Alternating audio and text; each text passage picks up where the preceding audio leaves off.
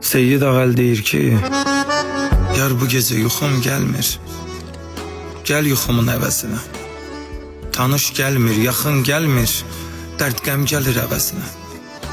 Nə biləsən hər səhəri, gözün açıb ağlayanı, yuxusunda səni görüb, bir də gözün bağlayanı.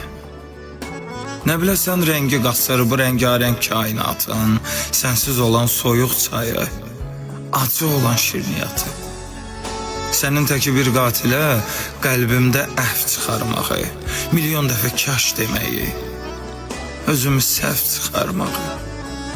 Qurursuzluq nümunəsi, zəifliyin örneğidir. Bu qırdığın həmin qəlbdir, bu haldığın köynəyimdir. Quşları da küstürmüsən, bu məktubu necə verim? Oyaqsansa qonağım ol, gəl yuxumda gecə verim.